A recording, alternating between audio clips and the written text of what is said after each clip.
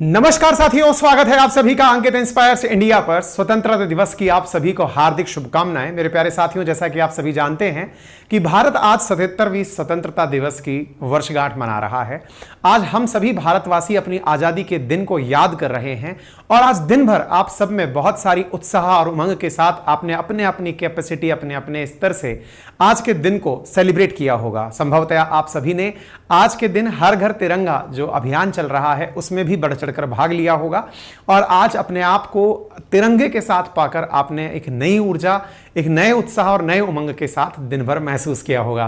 क्योंकि पूरा दिन गुजर चुका है, शाम के समय में हम एंट्री कर चुके हैं, तो दिन भर की जुड़ी हुई कुछ खबरों में जो आज सबकी सबसे बड़ी खबर थी वो थी लाल किले की प्राचीर से प्रधानमंत्री नरेंद्र मोदी के द्वारा 10वीं बार तिरंगा फहराए जाने की खबर। जब लाल किले पर इन्होंने तिरंगा फहराया तो हमेशा की तरह इन्होंने कुछ घोषणाएं की, जैसे पहले की गई हैं वैसे ही कुछ घोषणाएं इस बार भी की गई। और जब घोषणाएं की गई तो उन घोषणाओं में एक ऐसी जानकारी इनके द्वारा निकली जिसमें उन्होंने ये कहा कि अगली बार भी मैं ही लाल किले पर तिरंगा फहराऊंगा।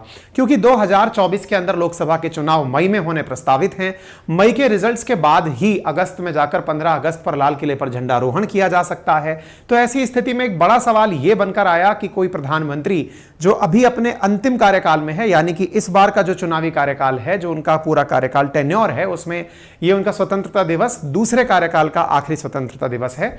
ऐसी स्थिति में वो अगले बार यानी तीसरे कार्यकाल के लिए इतने श्योर क्यों हो सकते हैं? इससे राजनीतिक गलियारों के अंदर दिलचस्पी रही। राजनीतिक गलियारों ने इसके माध्यम से अपने अपने कमेंट्स कहे, साथ में इसको यह भी कहा कि लाल किले से प्रधानमंत्री को राजनीतिक बातें नहीं करनी चाहिए। इन तमाम खबरों को आज के सेशन में कवर करेंगे, लेकिन दिन इतना खास है कि आज के इस उत्साह को दुनिया ने कैसे देखा आपके सामने मैं साझा करता हूं। दुनिया ने किस प्रकार से भारत को स्वतंत्रता दिवस की शुभकामनाएं प्रेषित की, आज के सेशन में मैं आपके साथ उसे साझा करता हूं। तो चलिए शुरुआत करते हैं मेरे प्यारे साथियों। चूंकि जैसा आप सभी ने आज के दिन को बहुत अच्छे से, खूबसूरती से मनाया है, हर बार किसी ना किसी तरह से आप इसे सेलिब्रेट करते आए होंगे। आज के दिन अगर थोड़ा सा भी हम ध्यान लगाकर 2 मिनट की मौन मुद्रा में बैठकर केवल यह विचार करें कि जो तिरंगा आज हम शान से, इस फक्र से लहरा रहे हैं, इसको उठाए रखने के लिए कितने लोगों ने अपने प्राणों की आहुति दी है। बस 2 मिनट का ध्यान लगाकर बैठें, स्वतः ही आपका अपने देश की स्वतंत्रता, तिरंगे के प्रति सम्मान अपने आप बढ़ने लगेगा। तो आज आप सभी इस तरह से जरूर इस समय पर विचार कीजिएगा। साथियों, जब इसके बारे में हम चर्चा करते हैं तो ट्विटर ट्रेंडिंग्स की बात करते हैं, क्योंकि दुनिया और सरकार ट्विटर देखती है और ट्विटर ट्रेंडिंग्स के अंदर इंडिपेंडेंस डे ट्रेंड पर चल रहा है। इसके साथ साथ फ्रीडम टू ड्रीम, तिरंगा टनल, ये कुछ इस प्रकार की चीजें हैं जो ट्रेंड पे चल रही हैं। अक्षय कुमार भी ट्रेंड पर चल रहे हैं। इनके पीछे का कारण यह है कि अक्षय कुमार को फाइनली इंडियन नागरिकता मिल गई है। अब वो पूरी तरह से भारतीय हो गए हैं। पहले इन्हें कैनेडियन कुमार के नाम से कहा जा रहा था।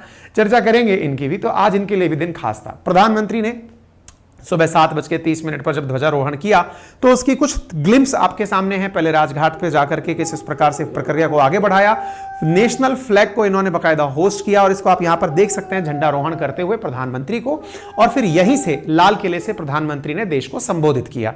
यह बहुत ही ऐतिहासिक पल होता है।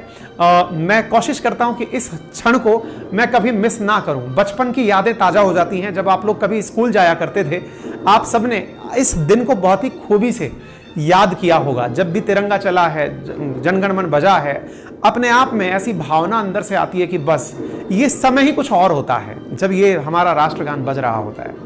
अभी वीडियो में भी बज रहा है तो मन कर रहा है कि मैं चुप हो जाऊं और इससे आगे बोलने की हिम्मत ना करूं। 21 तोपों की सलामी दी गई, जिसको आप यहां पर 87 फील्ड रेजिमेंट के द्वारा देते हुए देख सकते हैं। साथियों, मैं केवल इसके साथ में एक चीज जो याद करता हूं अक्सर जब भी बचपन की यादें ताजा होती हैं, संभवतः आप भी किसी भी प्रकार के व्यवसाय में, किसी भी प्रकार की व्यस्तताओं में रहें, लेकिन 15 अगस्त और 26 जनवरी, जब 26 जनवरी के दिन भारत की सारी झांकियां निकलती हैं, राज्यों की झांकियां निकलती हैं, देख करके मन अंदर से प्रफुल्लित हो उठता है। 15 अगस्त के दिन जब देखते हैं, जब जनगण मन बज रहा होता है, तिरंगा फहरा रहा होता है, प्रधानमंत्री आ रहे होते हैं, भारत के सारे प्रतिनिधि, विदेशी डेलीगेशन से बैठ रहे होते हैं, वो दिन अपने आप में अभिभूत करने वाला होता है। आज सुबह भी जब मैं अपने ऑफिस की तरफ जा रहा था, तब मैं लाइव इस चीज को पूरी तरह देखता हुआ जा रहा था कि यार ये कितना शानदार क्षण होता है। तो आप सबने भी संभवतः इस दिन को फील किया होगा। खैर, इसके आगे की तरफ बढ़ते हैं साथियों, तो फिर ये सब कार्यक्रम हुआ। इसके बाद दुनिया भर से हमें शुभकामनाएं आने लगी। दुनिया भर की शुभकामनाओं में आप देख सकते हैं ministry of foreign affairs Russia के द्वारा भारत को शुभकामनाएं प्रेषित की गई। इसके साथ साथ इमानुअल मैक्रोन फ्रांस के द्वारा भारत को शुभकामनाएं प्रेषित की गई। अमेरिका के द्वारा यूएसएम जो डिपार्टमेंट ऑफ स्टेट है उसके द्वारा इंडियन इंडिपेंडेंस डे पर प्रेस स्टेटमेंट जारी करके हमें शुभकामनाएं प्रेषित की गई। इसी प्रकार से यूएस एम्बेसडर जो भारत में है एरिक गार्सेटी, उनके द्वारा भारत को शुभकामनाएं प्रेषित की गई। ऐसे ही सऊदी एम्बेसी जो नई दिल्ली के अंदर है उनके द्वारा भारत को शुभकामनाएं प्रेषित की गई। और तो और भारत के राष्ट्रगान को बजते हुए जहां आप देख रहे हैं, यह बिल्डिंग है बुर्ज खलीफा, संयुक्त अरब अमीरात यूएई के अंदर। साथियों, यूएई के अंदर बुर्ज खलीफा 2 दिन से काफी सुर्खियों में है, क्योंकि हमसे 1 दिन पहले पाकिस्तान के द्वारा सेलिब्रेशन किया जाता है आजादी का। पाकिस्तानियों के द्वारा इस दिन पर बुर्ज खलीफा पर जब कभी आप जाएंगे यहां घूमने, तो बुर्ज खलीफा जो दुनिया की सबसे लंबी इमारतों में है, इस इमारत पर इस प्रकार से बढ़िया मतलब वो चलाई जाती है, फिल्म चलाई जाती है, इस प्रकार से आपका गाना बजाया जाता है, राष्ट्रगान बजाया जाता है। और इस तरफ दुबई मॉल है, इसके जस्ट सामने जो है वो दुबई मॉल है। तो दुबई मॉल भी एमआर ग्रुप का है। ये वही एमआर ग्रुप है जो भारत के श्रीनगर में मॉल बना रहा है। एमआर ग्रुप दुबई जब आप कभी जाएंगे तो बहुत बड़ा क्षेत्र इनका अपना एमआर ग्रुप का है ना। तो ये जो एमआर ग्रुप है इसका ही मॉल बना हुआ है दुबई मॉल, जिसको कि world's largest, Asia's largest mall के रूप में कंसीडर किया जाता है। इस मॉल से जब आप इस सीन को देखते हैं तो यहां पर लोग खड़े होकर के इस दृश्य को निहारते हैं। कई फिल्म के प्रमोशन यहां पर होते हैं, और यहां पर जैसे मान लीजिए इंडिया की कोई सेलिब्रिटी है, वो अपनी फिल्म का प्रमोशन कराना चाहती है, इसके कुछ ना कुछ चार्जेस भी होते होंगे। चूंकि यूएई के अंदर इंडियन डायस्पोरा 30% से ऊपर रहता है, ऐसी स्थिति में बड़ी मात्रा में यहां लोग पहुंच करके तिरंगे को यहां फहराते हुए देखना चाहते हैं, और हुआ भी यही, और यहां पर यह फहराया भी गया।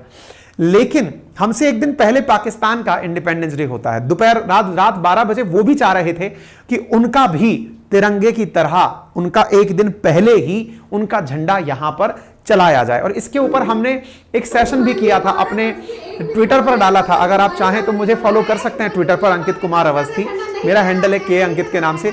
यहां पर आप देख सकते हैं कि मतलब बड़ी मात्रा में पाकिस्तान के लोग खड़े हैं, जिंदाबाद के नारे लगा रहे हैं। उनका यहां पर जो बुर्ज खलीफा है वहां पर उनका एंथम नहीं चलाया गया, उनका झंडा नहीं लगाया गया। हालांकि जब पाकिस्तानियों के द्वारा बवाल काटना शुरू हुआ तो थोड़ी देर बाद, समय बीतने के बाद में फिर कोई रहा होगा जिसने, क्योंकि पाकिस्तानी भी बड़ी मात्रा में है यूएई के अंदर, तो उनके कहने पर फिर यहां पर बाद में उस जिंगल को बजाया गया, इनके लिए भी इनका मनोरंजन करवा दिया गया। खैर एनीवे, इसके साथ साथ ऑस्ट्रेलियन स्पेस एजेंसी ने, आप देख सकते हैं कितना खूबसूरत तरीके से अपने क्षेत्र को सजाया हुआ है, तिरंगे के साथ में रंगीन कर दिया गया है। यह भारत के लिए अपने आप में बढ़ते हुए रिश्तों को दर्शाने वाला है। सिंगापुर के द्वारा भी, जो भारत के अंदर सिंगापुर की एम्बेसी है, उन्होंने भी हमें बधाई दी। यानी कि एक तरह से यह समझिए कि दुनिया भर से, इजराइल से, अफगानिस्तान से, हमें भर के दुनिया भर से शुभकामनाएं आज के स्वतंत्रता दिवस पर मिली। देखिए, जिस प्रकार से आप लोगों को जन्मदिन खास होता है, बिल्कुल वैसे ही ये राष्ट्र का जन्मदिन है। राष्ट्र का जन्मदिन क्योंकि आज हम भारत के स्वतंत्र राष्ट्र के रूप में बाहर आए। गुलामी की 1000 साल की गुलामी की जो बेड़ियां थी, हम उससे बाहर निकल करके आज के दिन बाहर आए थे। तो ये हैप्पी बर्थडे है असल में हम सबका। हैप्पी इंडिपेंडेंस डे असल मायने में देश का हैप्पी बर्थडे भी कंसीडर किया जाए, मेरी नजर में तो संभवतः वो कम नहीं होगा, क्योंकि भारत अपने आप में कब से है, सनातन काल से है, लंबे समय से है। इसके बारे में तो खैर प्रमाण खोजने वाले खोजते रहेंगे, लेकिन जो वर्तमान युग में जिस जगह हम जी रहे हैं, आज के भारत की अगर हम स्वतंत्र भारत की बात करते हैं, तो ये दिन बहुत खास है। इसलिए ये विशेष बहुत मायने रखती हैं।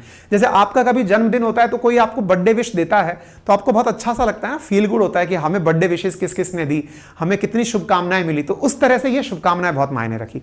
इन्हीं शुभकामनाओं में पाकिस्तान के सीने पर सांप लौटने की खबरें आई, जब लाल चौक के ऊपर जो इमारत है, लाल चौक कश्मीर के अंदर, जहां अक्सर आतंक की घटनाएं सुनने को मिलती थी, तिरंगा ना फहराने को लेकर के यहां पर कभी कवायद होती थी कि यहां तिरंगा नहीं फहराने दिया जाएगा, वहां लाल चौक तिरंगे की रोशनी में दिखा।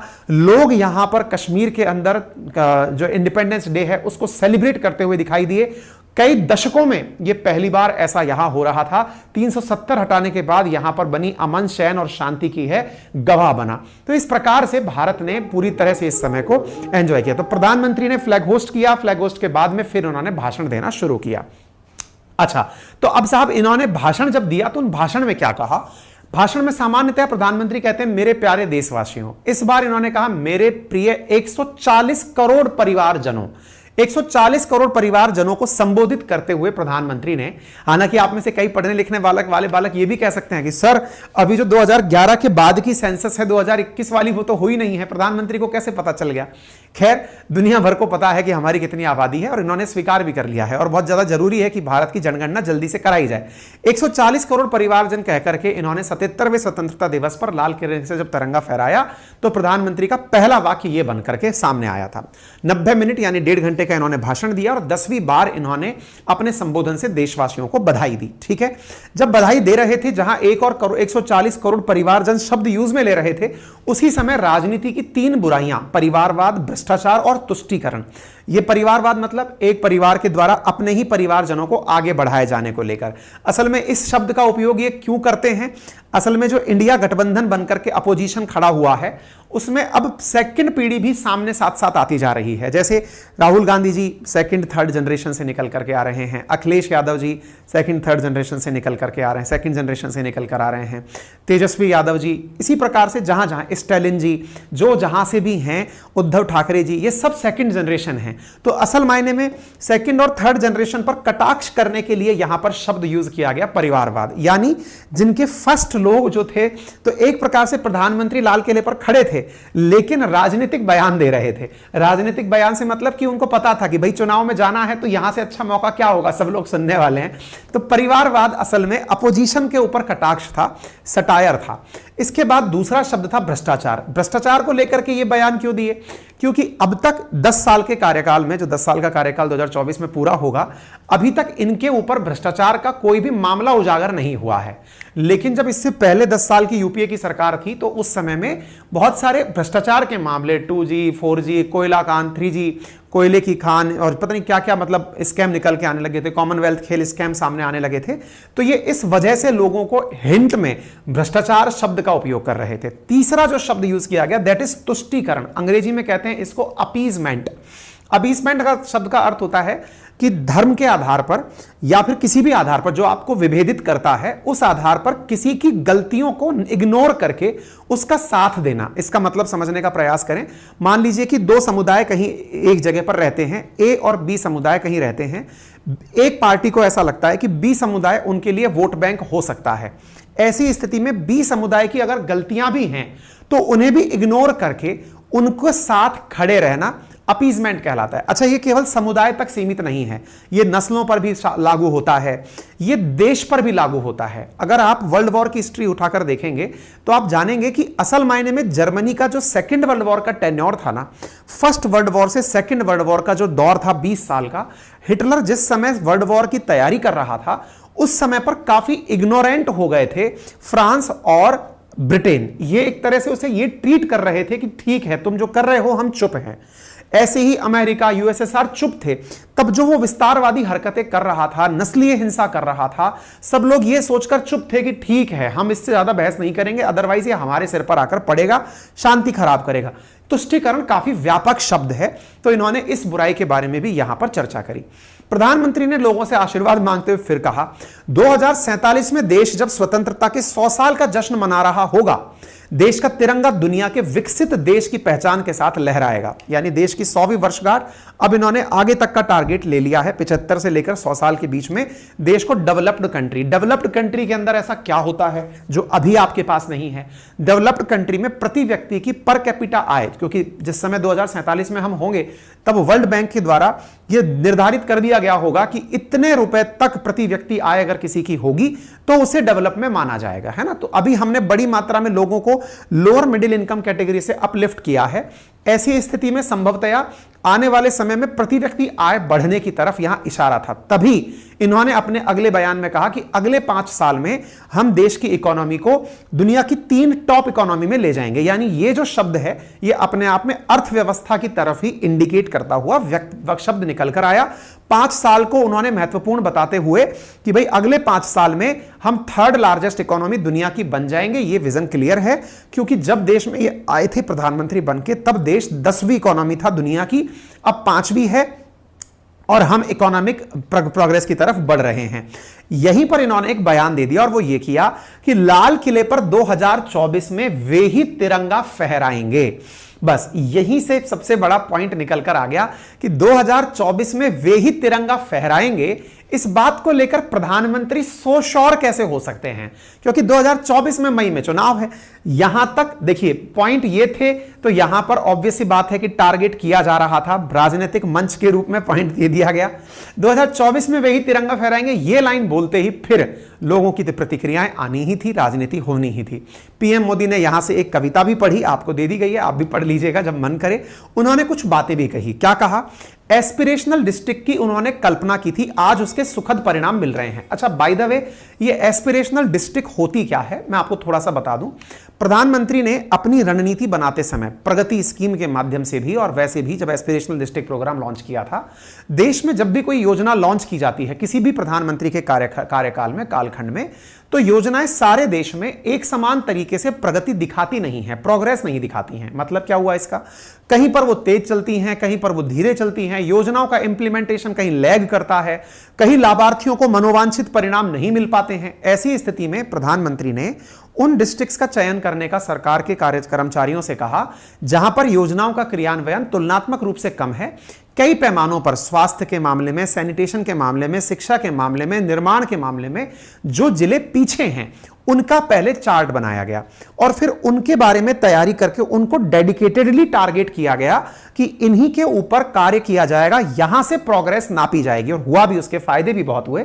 सुखद परिणाम में सबसे बड़ा सुखद परिणाम यही है कि आप आज इनकम कैटेगरी में बड़ी मात्रा में लोगों को एक इनकम कैटेगरी से दूसरी इनकम कैटेगरी में शिफ्ट होते हुए देखते हैं। प्रधानमंत्री ने इसके बारे में भी कहा। इन्होंने कहा कि हमारा राष्ट्रीय चरित्र ओजस्वी हो, तेजस्वी हो, पुरुषार्थी हो, पराक्रमी हो, प्रखर हो, यह सब हम सबका सामूहिक दायित्व है।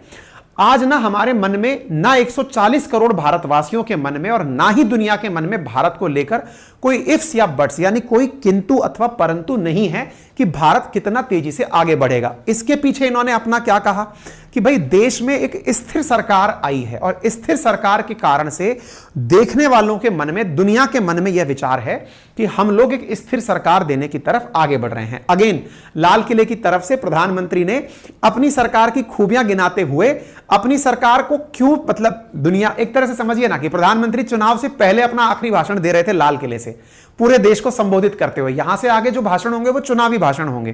तो एक प्रकार से इन्होंने अपनी बातें पूरी मन करके लोगों से कही। भारत ग्लोबल साउथ की आवाज बन रहा है। भारत की समृद्ध विरासत आज दुनिया के लिए एक अवसर बन रहा है। Global economy, global supply chain में भारत की हिस्सेदारी, मैं पक्का विश्वास से कहता हूं, आज जो भारत में परिस्थिति पैदा हुई, आज जो भारत ने कमाया है, वो दुनिया में स्थिरता की गारंटी लेकर के आया है। अब न हमारे मन में, न 140 करोड़ मेरे परिवारजनों के मन में और न ही दुनिया के मन में कोई इफ्स है, कोई बट्स है, कोई किंतु परंतु लोगों के मन में नहीं है, क्योंकि लोगों के मन में स्थिरता पर विश्वास हुआ है। इसी के साथ इन्होंने देशवासियों को 3 गारंटी भी दी। कौन कौन सी गारंटी दी? इन्होंने कहा अगले 5 साल में दुनिया की तीसरी बड़ी अर्थव्यवस्था बनकर दिखाएंगे, पहली गारंटी। दूसरी गारंटी, शहरों में किराए के मकानों में रहने वाले जो लोग हैं उनको बैंक लोन में रियायत मिलेगी। इसके लिए योजना जल्दी ही घोषित ना हो जाएगी, अभी घोषणा नहीं की है, मतलब इन्होंने यहां से बोल दिया है तो वो हो जाएगा। जैसे आगे भी चल के बताऊंगा इन्होंने क्या क्या किया अब तक, वो सारी चर्चाएं करेंगे। तो शहरों में किराए के मकानों में रहने वालों को बैंक लोन में रियायत मिलेगी का मतलब क्या हुआ कि अब कोई व्यक्ति मान लीजिए कि लंबा चौड़ा किराया देकर के कहीं रह रहा है, उसका अपना घर हो, इसके लिए इंटरेस्ट रेट में संभवतया उसे छूट दे दी जाएगी, या फिर उसके जितना वो किराया दे रहा है उसकी वजह से उसको इनकम टैक्स में रिबेट दे दी जाएगी। अब ये कयास लगाए जा रहे हैं कि आने वाले समय पर क्या योजना बनेगी, लेकिन हां प्रधानमंत्री अगर बोले हैं तो ये बात की जाएगी। आपके दिमाग में बड़ा सवाल बनेगा, मकान ये क्या मतलब है? देखो साथियों, देश के अंदर ना सबसे पहली बुनियादी आवश्यकता, कोई भी देश अगर चलता है तो उसकी बुनियादी आवश्यकता होती है रोटी, कपड़ा और मकान। मैस्लो एक विचारक हुए हैं, उनका भी मानना यह था कि सबसे बुनियादी आवश्यकताओं में यह आती हैं। रोटी के लिए अब सरकार के द्वारा कई तरह की योजनाएं दुनिया भर में चल रही हैं, मतलब भारत सरकार भी चला रही है, राज्य सरकारें भी चला रही हैं, यूनिसेफ, वर्ल्ड, ये सब लोग कुछ ना कुछ प्रकार से योजनाएं चल के लोगों को भुखमरी से बाहर निकालने के लिए योजनाएं चला रहे हैं। नंबर दूसरा रहा कपड़ा। कपड़े को लेकर के अभी भारत में कोई ऐसी किल्लत सुनने में नहीं आई है कि भाई कपड़े को लेकर के लोग प्रदर्शन कर रहे हैं, वैसी चीज आई नहीं। तीसरी चीज मकान। मकान वास्तविकता में अब एक ऐसी चीज बन चुका है जिसके ऊपर सरकार की निगाह भी है और ज्यादा तरीके से भी है। आप सोचकर देखें, आज आप में से कोई भी व्यक्ति जो नौकरी पेशे वर्ग में है या फिर भविष्य में जब नौकरी लगेगा तो समझ में आएगा कि शहरों के मकान लेने के लिए जो बड़ी मुसीबतों का सामना करना पड़ रहा है वो ये है, या तो मकान बहुत महंगे हैं, उतनी उनकी आय नहीं है जितने के वो मकान है, और दूसरा मकान खरीदने में जो सबसे बड़ा ट्रबलसम चीज है वो ये है, इंटरेस्ट रेट भी कोऑपरेटिव ना होते हुए जो वन टाइम पेमेंट देना पड़ता है ना, डाउन पेमेंट जिसे कहा गया है, वो काफी बड़ा होता है और कई बार नौकरी पेशा लोगों के पास वो डाउन पेमेंट इतनी बड़ी मात्रा में नहीं होता। और दूसरा, कई जगह जब आप प्लॉट लेके मकान बनाते हैं तो वहां पर सामने वाला व्यक्ति प्लॉट की पूरी कीमत नंबर 1 से लेने के लिए तैयार नहीं होता है। वो कहता है नहीं साहब मुझे तो कैश चाहिए। हालांकि सरकार ने अब कर दिया कि 50,000 से ऊपर आप कैश जैसे ही करोगे लपेटे में आ जाओगे, लेकिन ये पैरेलल इकोनॉमी के रूप में आज भी चल रहा है। तो ये बड़ा दुविधा है जिसके कारण ब्लैक इकोनॉमी भी जो रियल एस्टेट है उसके अंदर चल रही है। तो प्रधानमंत्री जल्दी ही कुछ ऐसी घोषणा कर सकते हैं जिससे कि उस पर रोक लगे। तीसरा, देश भर में 25,000 जन औषधि केंद्र खोले जाएंगे।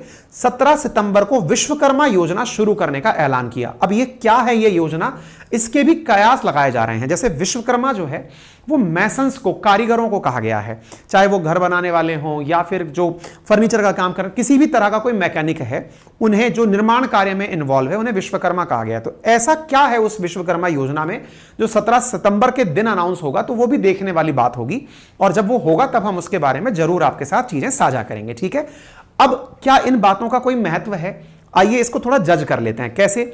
आज से पहले प्रधानमंत्री जब 2014 में सबसे पहली बार आए थे तब उन्होंने 3 घोषणाएं की थी। जैसे हर घर शौचालय, सुनने में सबको बड़ी मजाक सी लगी थी कि प्रधानमंत्री पहली बार लाल किले पर पहुंचे हैं, हर घर शौचालय की बात कर रहे हैं। क्या शौचालय बने?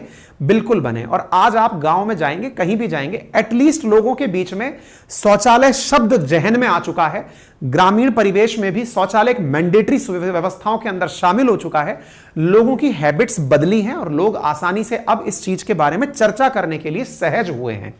यह कार्य कब एक्टिवेट हुआ? 2 अक्टूबर 2014। अच्छा, बाय द वे, ये सारी स्कीम्स की मैंने तारीखें लिखकर दी हैं, आप चाहें तो इन्हें पढ़ने वाले विद्यार्थी इन तारीखों को नोट कर लें। मैं वैसे इसे अपने टेलीग्राम चैनल जो अंकित अवस्थी सर के नाम से है वहां पर भी शेयर कर दूंगा, आप वहां से भी ये सारी चीजें ले लेंगे। जनधन योजना, जिसके तहत आप सबके बैंक अकाउंट खोले गए थे, क्या ये का इंप्लीमेंट हुआ? बहुत अच्छे से एग्जीक्यूट हुआ और बहुत सारे देश के नागरिकों के पास, मतलब लगभग देश की 70% से अधिक आबादी इस समय जो वयस्क आबादी है वो एटलीस्ट बैंक अकाउंट अपने पास रखती है। सरकार की बहुत सारी योजनाओं का पैसा उन्हीं अकाउंट्स के माध्यम से लोगों तक पहुंचता है, फिर चाहे वो सब्सिडी के रूप में हो, किसानों तक सब्सिडी हो, या सरकार किसी भी प्रकार की लाभार्थी बनाने की बात सोचती हो तो वो यहां से होता है। तीसरा, आदर्श ग्राम योजना। क्या ऐसा हुआ? सांसदों को भी आदर्श ग्राम की परियोजनाएं दी गई कि सांसद अपने अपने क्षेत्र में किसी एक गांव को आदर्श ग्राम बनाएं। हालांकि इस बात में बहुत सारे क्वेश्चन आंसर बन सकते हैं, किसी ने किया किसी ने नहीं किया, चर्चाएं हुई। इसका अब आप खुद विश्लेषण करें, संभवतः आपने इसका विश्लेषण किया होगा, तभी मोदी जी के पहले कार्यकाल को पूरा होने के बाद आपने दूसरी बार उन्हें वोट दिया होगा। साल 2015 में स्टार्टअप इंडिया, मैं केवल ये इसलिए बता रहा हूं क्योंकि आज जो घोषणाएं की हैं ऐसी ही घोषणाएं पहले भी हुई हैं। क्या वो घोषणाएं मायने रखती हैं? तो आप पुरानी योजनाओं से रिलेट कर सकते हैं कि जब पुरानी घोषणाएं हुई थी तो क्या वो धरातल पे आई थी? जैसे क्या स्टार्टअप इंडिया आई? बिल्कुल आई। आज 100 से ऊपर देश के अंदर यूनिकॉर्न है। ग्राम ज्योति योजना, क्या घर घर बिजली पहुंची? बिल्कुल, हर घर में बिजली पहुंची। क्या वन पेंशन वन रैंक योजना आई? बिल्कुल, आज हर सैनिक के पास वन रैंक वन पेंशन योजना है। इसका मतलब जो प्रधानमंत्री ने घोषणाएं लाल किले से की हैं वो इंप्लीमेंट हुई हैं। 3 मुख्य योजनाओं के अंदर जो आई, प्रधानमंत्री फसल बीमा योजना, क्या यह है? बिल्कुल है। प्रगति प्रोजेक्ट, यानी कि जो धीरे चल रहे कार्यक्रम हैं क्या उनको विस्तार दिया गया? क्या उनमें तेजी आई? बिल्कुल आई। आज सड़क निर्माण के क्षेत्र में, रेलवे के क्षेत्र में, एमएसएमई के सेक्टर में देश के द्वारा बड़ी मात्रा में कार्य किया जा रहा है। ई नाम, जो देश के अंदर एग्रीकल्चर मार्केट है उसे ऑनलाइन किया गया। क्या ऐसा हुआ? बिल्कुल हुआ। आज मार्केट में ऑनलाइन ट्रेड चलता है। 3 मुख्य घोषणाएं 2017 में की गई। जम्मू कश्मीर की समस्या को सुलझाने की घोषणा, क्या ऐसा हुआ? बिल्कुल हुआ। गैलेंट्री अवार्ड वेबसाइट की किसको पुरस्कार दिया जाए, कैसे दिया, इसकी वेबसाइट घोषणा हुई। जैम पोर्टल बनाया गया। इसी प्रकार से 2018 में आयुष्मान भारत जिसके अंदर सभी देशवासियों को मेडिकल फैसिलिटी दी गई, क्या ऐसा है? बिल्कुल है। बहुत सारी राज्य सरकारों के द्वारा अपने अपने लेवल पर इसे और अमेंड भी कर दिया गया है। गगनयान मिशन का ऐलान क्या हुआ? बिल्कुल 2023 में अब ये जा रहा है। घोषणा तब हुई थी लेकिन इंप्लीमेंट होने में टाइम लगा कि हम गगनयान की तरह, स्पेस एक्स की तरह गगन में जाएंगे। क्या ऐसा हुआ? बिल्कुल हुआ। ग्राम स्वराज अभियान चला? बिल्कुल चला। इसके साथ 3 मुख्य घोषणाओं में जल जीवन मिशन, जैसे बिजली आई ऐसे क्या घर घर तक टैप वाटर पहुंचाने के ऊपर कुछ कार्य हुआ? बिल्कुल हुआ। 5 ट्रिलियन इकोनॉमी बनाने का लक्ष्य घोषित कब हुआ? 2019 में हुआ। क्या हम पहुंचे? 3.25 ट्रिलियन तक हम पहुंच चुके हैं। संभवतः अगले 5 सालों में हम 5 ट्रिलियन तक पहुंच भी जाएंगे। चीफ ऑफ डिफेंस स्टाफ बनाने की बात हुई? बिल्कुल हुई। सीडीएस विपिन रावत को यहां पर चीफ ऑफ डिफेंस स्टाफ बनाया गया। 3 मुख्य घोषणाएं 2020 में नेशनल डिजिटल हेल्थ मिशन लागू किया गया, 15 अगस्त 2020 को लागू हुआ। न्यू एजुकेशन पॉलिसी आई जिसका इंप्लीमेंटेशन धीरे धीरे होता जा रहा है। भारत नेट यानी हर गांव को इंटरनेट से जोड़ने की घोषणा हुई। ये तीनों की तीनों योजनाएं 2020 में घोषित हुई। 2021 में पहली योजना हुई, 75 वंदे भारत ट्रेनों का ऐलान हुआ। क्या वंदे भारत चल रही हैं? देश के बहुत सारे स्थानों पर वंदे भारत ट्रेनें चल चुकी हैं। नेशनल ग्रीन हाइड्रोजन मिशन बनाया गया। सैनिक स्कूलों में लड़कियों का एडमिशन शुरू हो गया। ये प्रमुख घोषणाएं थी 2021 में जो की गई। 2022 में क्या घोषणाएं की गई? 2022 में प्रधानमंत्री ने घोषणा की कि 2023 में हम नई संसद का इनॉग्रेशन करेंगे। क्या हुआ? बिल्कुल हो गया। दूसरा कहा कि हम गुलामी की दास्ता से मुक्ति पाएंगे। इसके लिए क्या हुआ? थोड़े दिन पहले भी आपने सुना होगा, बच्चे बहुत दिन से डिमांड भी कर रहे हैं आईपीसी और सीआरपीसी के केस में कि सर उस विषय के ऊपर सेशन लेकर आइए जो हाल ही में कुछ कानून में परिवर्तन हुआ है। क्या हुआ है? क्या बिल्कुल हुआ है और इस विषय पर भी जल्दी ही मैं सेशन लेकर आऊंगा। हाल ही में कुछ कानूनों में परिवर्तन हुए हैं, वो मैं सेशन बन के तैयार रखा हुआ है। आज कल में मैं आपके साथ सेशन वो साझा कर दूंगा, ठीक है ना। कानून बदलेगा? बिल्कुल बदलेगा। सितंबर 2022 को इंडियन नेवी का ध्वज बदला गया गुलामी से मुक्ति प्राप्त करने के लिए। 2022 में मानसिकता से मुक्ति, आजादी हम पहले पा गए, मानसिकता से मुक्ति के नाम पर किंग्सवे राजपथ को कर्तव्य पथ नाम दे दिया गया। इसके साथ साथ जॉर्ज पंचम की मूर्ति को हटाकर नेताजी की मूर्ति लगा दी गई, जिसे आप यहां पर देख सकते हैं। इतनी सारी घोषणाएं प्रधानमंत्री के द्वारा की गई। क्लियर है? इसका मतलब यह हुआ कि ये सारी घोषणाओं के साथ साथ, अच्छा एक घोषणा, हालांकि मैं प्रधानमंत्री नहीं हूं लेकिन आप लोगों के नाम पर एक घोषणा मेरे द्वारा भी है, एक बार सुन लीजिए ना। नमस्कार साथियों, अपनी पाठशाला लेकर आया है आपके लिए एक बेहतरीन ऑफर। जी हां साथियों, भारत के राजस्थान के टॉप एडुकेटर्स की मदद से, टॉपर्स के मार्गदर्शन में राजस्थान प्रशासनिक परीक्षा प्रीलिम्स प्लस मेंस का कंप्लीट फाउंडेशन बैच, और वो भी मात्र 7500 रुपए में, जहां पर आपको history, geography, polity, economy, science and technology, maths, reasoning, Hindi, English, ethics, yoga, behaviour, art and culture, तमाम सब्जेक्ट्स को बिल्कुल ऑफलाइन के एहसास की तरह ऑनलाइन पढ़ाया जा रहा है। चूकिएगा नहीं, अभी जाइए एडमिशन बुक करिए क्योंकि ऑफर सीमित 7 दिनों के लिए। इसके साथ प्रधानमंत्री ने और क्या कहा? प्रधानमंत्री ने कहा अगले 5 साल के अंदर भारत टॉप 3 इकोनॉमीज के अंदर शामिल हो जाएगा। आप में से बहुत सारे बच्चों के मैं अभी कमेंट देख रहा हूं जिसमें उन्होंने लिखा कि यहां पर रोजगार के बारे में प्रधानमंत्री ने कुछ नहीं बोला। देखते हैं क्या कहा है। उन्होंने कहा कि आज मैं अपने देश के नौजवानों से कहना चाहता हूं कि अवसरों की कमी नहीं है। आप जितने अवसर चाहेंगे, यह देश आसमान से भी ज्यादा अवसर देने में सामर्थ्य रखता है। यानी अपॉर्चुनिटीज की बातें की गई। अपॉर्चुनिटीज के अंदर क्या अपॉर्चुनिटीज हैं, इस पर प्रकाश नहीं डाला गया। इन्होंने कहा हमारे पास डेमोग्राफी है, यानी लोग हैं, डेमोक्रेसी है, लोकतंत्र है, विविधता है, इसकी त्रिवेणी है। अब ये शब्द तो हैं, नौजवान जो आज का यूथ है वो क्या तलाश करता है कि मोदी जी रोजगार की बात कीजिए, रेलवे के अंदर नियुक्ति की बात करिए, टीचर्स की नियुक्ति की बात करिए। बहुत सारे एग्जाम्स डिले चल रहे हैं, नौकरियों में भ्रष्टाचार हो रहा है। यूथ अपने आप को जो चीज सुनता हुआ यहां से प्रधानमंत्री से चाहता था, प्रधानमंत्री के बयान में ऐसा कुछ भी वहां दिखाई नहीं दिया। इससे नौजवानों के मन में इस विषय पर अपनी तरफ से बहुत ही महत्वाकांक्षाएं पैदा हुई और होनी भी लाजमी है, क्योंकि देश में बहुत बड़ी आबादी ऐसी है जो युवा है और उसे रोजगार के लिए सरकार की तरफ देखने का भी एक मौका बनता है कि हम सरकार से जो अपेक्षाएं रखते हैं, आप उस काम को तो बहुत अच्छे से करके दीजिए ना। आपके पास रेलवे में, आपके पास सेना में, आपके पास टीचिंग में, आपके पास साइंस एंड टेक्नोलॉजी के अंदर स्टेट पीएससी के अंदर, यूपीएससी के अंदर, एसएससी के अंदर और भी विभिन्न लेवल के एग्जाम्स के अंदर बहुत सारी वैकेंसीज हैं। अगर देश वाकई में आगे बढ़ना चाहता है तो प्रधानमंत्री से युवाओं की अपेक्षा है कि प्रधानमंत्री आप नौजवानों के रोजगार को लेकर भी यहां पर कुछ बयान दें। यह युवाओं का डिमांड भी है, ठीक है ना। भारत के अमृतकाल के कालखंड में हम जितना त्याग करेंगे, तपस्या करेंगे। अब ये बच्चों को, जो आज का यूथ है ना, उसको ये बड़ा फिलोसॉफिकल लगता है कि भैया बात सही कह रहे हो आप, अमृतकाल है, हम अच्छे से करेंगे, लेकिन करने के लिए हमें मौका दिया जाए, हम करना चाहते हैं। रोजगार के लेकर के बच्चों की डिमांड क्या है कि हम करना चाहते हैं, मौका तो दो, हम कर लेंगे, ठीक है। तो निश्चित ही मतलब सरकारें इस विषय में विचार करेंगी, क्योंकि यूथ जो है ना वो इस चीज को लेकर के सरकार की तरफ बहुत अपेक्षाओं से देखता है। पीएम ने कहा कि अच्छा, क्या मणिपुर पर कोई बात हुई? क्योंकि देखिए मणिपुर का मामला विपक्ष के द्वारा संसद में भी बहुत उठाया गया।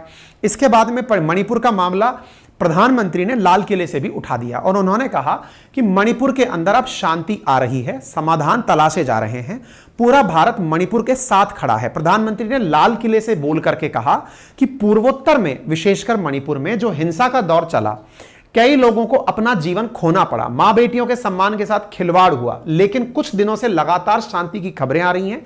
देश मणिपुर के लोगों के साथ खड़ा है। मणिपुर के लोगों ने कुछ दिनों में जो शांति बनाए रखी है उसको आगे बढ़ाएं, शांति से ही समाधान का रास्ता निकलेगा। केंद्र और राज्य की सरकारें मिलकर उन समस्याओं के समाधान के लिए भरपूर प्रयास कर रही हैं और करती रहेंगी, ऐसा प्रधानमंत्री के द्वारा कहा गया। अच्छा, अगर वो यहां जिक्र नहीं करते तो संभवतः विपक्ष फिर से हमलावर होकर इनसे पूछता, आप इतनी चीजों के बारे में बोले, मणिपुर पर क्यों नहीं बोले? तो प्रधानमंत्री ने लाल किले से ही क्वेश्चन आंसर सेशन कंप्लीट कर दिया, ठीक है ना। अच्छा, इसके साथ साथ प्रधानमंत्री ने सेल्फ हेल्प ग्रुप पर लखपति दीदी की भी घोषणा की, बात की। इन्होंने कहा कि मैं 10 साल के कार्यक्रम का हिसाब दे रहा हूं और सब तरह से इन्होंने अपनी तरफ से पूरी की पूरी बातें कर दी। इन्होंने कहा कमजोर आय वर्ग, निम्न आय वर्ग के परिवार के लिए प्रधानमंत्री ने इनकम टैक्स में छूट बढ़ती है, सबसे ज्यादा लाभ सैलरी क्लास को होता है, इसका मतलब है आने वाले समय में कुछ करेंगे। फाइनली कार्यक्रम फिनिश हुआ, प्रधानमंत्री अपने वापस निवास की तरफ चले गए। इस पूरे कार्यक्रम में जो सबसे बड़ा ध्यान आकर्षण किया जिस चीज ने, वो थी ये वाली फोटो, जहां पर एक चेयर लगी हुई है दर्शक दीर्घा में, और ये दर्शक दीर्घा में लगी हुई चेयर है मल्लिकार्जुन खड़गे की, जो कि कांग्रेस के अध्यक्ष हैं। मल्लिकार्जुन खड़गे की कांग्रेस के जो नेता हैं, अध्यक्ष हैं, उनकी टेबल, उनकी चेयर इस कार्यक्रम में खाली ही रही। खाली रहने का अर्थ फिर निकाला गया कि क्यों विपक्ष के नेता यहां पर नहीं पहुंचे, या फिर खड़गे साहब क्यों नहीं पहुंचे। खड़गे साहब ने फिर अपने द्वारा इसकी सफाई भी दी और कहा कि मैं क्यों नहीं पहुंचा ये भी बताऊंगा। और प्रधानमंत्री ने लाल किले से जो बात कही कि वो अगली बार तिरंगा फहराएंगे, बिल्कुल फहराएंगे तो सही, लेकिन वो अपने घर पर फहराएंगे, लाल किले पर नहीं। मल्लिकार्जुन खड़गे ने कहा अगले साल मोदी अपने घर पर झंडा फहराएंगे। वे आज भी अहंकार में दिख रहे थे, तो देश का निर्माण कैसे रहेगा। उन्होंने कहा कि पीएम लोगों से आशीर्वाद मांगते हुए, जब प्रधानमंत्री ने कहा ना कि वो इस तरह से करेंगे, तो इसी के साथ साथ आरजेडी के सुप्रीमो, बिहार के पूर्व सीएम लालू प्रसाद यादव जी ने भी यही बात दोहराई। उन्होंने कहा यह बात तो सही है, प्रधानमंत्री अगली बार भी झंडा फहराएंगे, लेकिन अपने घर पर फहराएंगे। विपक्ष है तो मल्लिकार्जुन खड़गे जी की भी बात आप सुन लीजिएगा, इन्होंने क्या कहा। 15 अगस्त पर ये नहीं थे, इस विषय पर भी लोगों ने इनसे बहुत सवाल किए, इनकी काफी ट्रोलिंग भी हुई।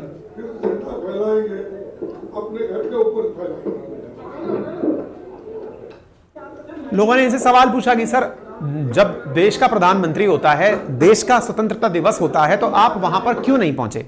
तो फिर उन्होंने अपनी व्यस्तताएं गिनाई और उनकी व्यस्तताओं के अंदर उन्होंने कहा कि मुझे आंखों से कुछ समस्या हो रही है, दूसरा मुझे प्रोटोकॉल के मुताबिक सुबह 9:20 पर अपने घर पर झंडा फहराना था, इसके बाद मुझे कांग्रेस कार्यालय आकर वहां भी ध्वजारोहण करना था, इसलिए मैं लाल किले नहीं जा सका, वहां सिक्योरिटी टाइट रहती है, पीएम के निकलने से पहले किसी को भी निकलने नहीं दिया जाता, इसलिए सिक्योरिटी और समय की कमी को देखते हुए वहां ना जाना ही ठीक समझा। हालांकि देश के अंदर लोग, चाहे विपक्ष के हों चाहे पक्ष के हों, वो सब जब देशवासियों को स्वतंत्रता दिवस जैसे कार्यक्रम में एक जगह बैठा पाते हैं तो एक अलग अनुभूति होती है। हमने भी बहुत बार, आपने भी बचपन से बहुत बार सब तरह के नेताओं को सामने की दर्शक दीर्घा में बैठे देखा है। हालांकि खैर राजनीति है, इसमें उनकी व्यस्तताएं भी हो सकती हैं, बड़े लोग हैं, बड़ी व्यस्तताएं हो सकती हैं। हर इंसान कहता है कि हम अगले साल जीतकर फिर वापस आएंगे, लेकिन हार और जीत तो जनता के हाथ में है। 2023 में यह कहना कि हम 2024 में लौटकर आएंगे, यह अहंकार है। अगर वे स्वतंत्रता दिवस पर भी विपक्ष को लेकर ऐसे बयान देंगे तो आप देश का निर्माण कैसे करेंगे, यह खड़गे साहब ने कहा। ठीक है। उन्होंने कहा कि हर पीएम देश के विकास के लिए काम करता है। अब ऐसी स्थिति में अगर आपको यह लगता है प्रधानमंत्री ने ही काम किया है, तो भाई साहब नेहरू जी ने आईआईटी बनाए, आईआईएम बनाए, एम्स खोले, एटॉमिक रिसर्च की शुरुआत की, विकास की निशानियों के मौजूदा सरकार ने नजरअंदाज किया है। नेहरू जी ने कला, संस्कृति, साहित्य को बढ़ावा दिया। लाल बहादुर शास्त्री, इंदिरा गांधी जी की पॉलिसीज ने देश को आत्मनिर्भर बनने में मदद की। खड़गे ने कहा कि महान लीडर्स नया इतिहास बनाने के लिए पुराने इतिहास को मिटाते नहीं है। अच्छा देखिए, आप सब भी जो यूथ है इस समय का, वो भी इस बात को जान ले, जो भी देश के अंदर प्रधानमंत्री बनेगा, चाहे मोदी जी बने, चाहे भविष्य में कोई बने, चाहे कोई पुराना पीएम रहा हो, वास्तविकता में उन्हें देश के नीति निर्देशक तत्वों को ध्यान में रखकर ही आगे बढ़ना होता है। देश के नीति निर्देशक तत्व जो संविधान में गिवन है, वो राष्ट्र को लोक कल्याणकारी राज्य के रूप में ही निर्माण करना चाहते हैं। देश में सबका हित हो, सबका भला हो, इसी को ध्यान में रखकर कार्य करना चाहते हैं, ठीक है ना। तो प्रधानमंत्री कोई भी हो जो ये कहे कि मैंने ये काम किया, भैया आपको बनाया, जैसे मान लीजिए मैं आपके सामने आकर कहूं कि बच्चों मैंने देखो आपको कितना अच्छा पढ़ाया, तो आपका एक बहुत जेन्युइन सवाल होना चाहिए, सर आपकी ड्यूटी है, आप इस काम को करिए। कल को एक टीचर कहता है देखो मैं कितना अच्छा पढ़ा रहा हूं, एक पुलिस वाला कहता है देखो मैं कितनी अच्छी ड्यूटी कर, भाई आपका जॉब है ये, आपसे अपेक्षा की जाती है कि आप ऐसा करेंगे। प्रधानमंत्री भी जनता के लिए है ना, जनता पर नहीं है, जनता के द्वारा, जनता के लिए है। ऐसी स्थिति में उनका भी कर्तव्य है कि वो अपनी ड्यूटी का निर्वहन अच्छे से करें।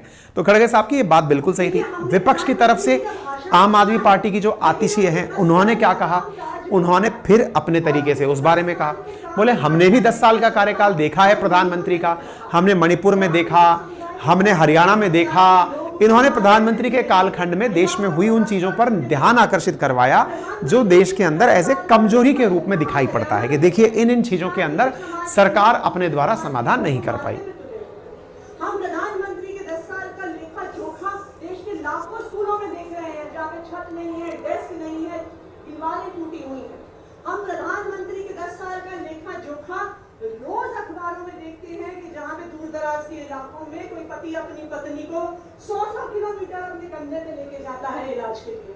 तो प्रधानमंत्री जी के 10 साल का रिपोर्ट कार्ड देखने के लिए तो विपक्ष का ये जो जवाब है, चाहे वो आतिशी का हो, चाहे लालू प्रसाद जी का हो, चाहे खड़गे का हो, वो अपनी जगह बिल्कुल सही है। क्योंकि विपक्ष असल में क्या है, सरकार का गुणगान करने के लिए नहीं है, वो सरकार का ध्यान उस तरफ आकर्षित करने के लिए भी है कि आपके ये भी क्षेत्र हैं जहां पर आपको कार्य करना चाहिए। निश्चित ही अगर देश के बहुत दूर दराज में अगर कोई व्यक्ति ऐसा है जो अपनी पत्नी की डेड बॉडी को अपने कंधे पर लाद कर ले जाता है, दुर्भाग्यशाली क्षण है।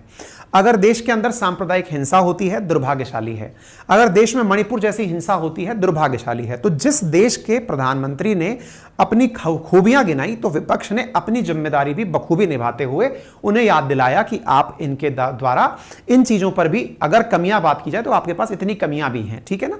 ये सब लोग अपने अपने द्वारा मीडिया पर आकर ये सब बातें क्यों बोल रहे हैं, क्योंकि असली बात तो आपके साथ होनी है। कौन सी बात, आप ही तो डिसाइड करेंगे कौन आएगा वापस, किसको आप गद्दी सौंपेंगे। तो ये सब अपने द्वारा आप तक चीजें पहुंचाने के लिए जो भी मेहनत कर रहे हैं, इनकी मेहनत को भी आपको सलाम करना चाहिए, ठीक है।